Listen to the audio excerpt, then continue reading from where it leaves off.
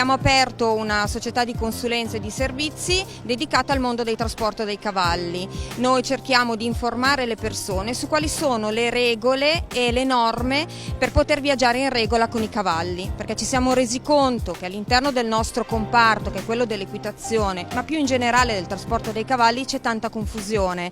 Ci sono molte regole, il benessere animale, il codice della strada e ci sono tante leggi.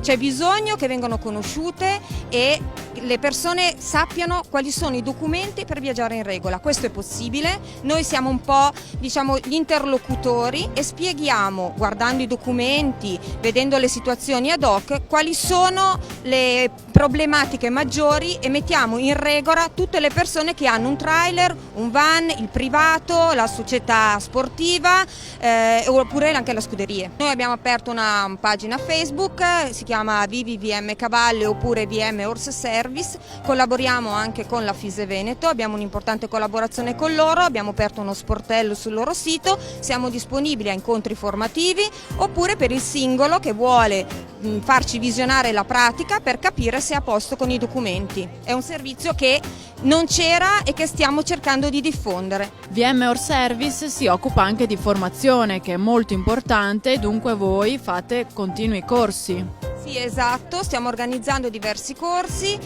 ovviamente all'occasione organizziamo corsi presso le scuderie oppure presso la sede del Comitato Regionale Veneto, questo perché noi vogliamo formare le persone per evitare che vadano su strada e incontrino delle difficoltà, quindi per noi è molto importante la formazione, per questo che visitando la nostra pagina Facebook Vivi VM Cavalli o VM Horse Service troverete le date di ogni corso che noi andremo ad organizzare.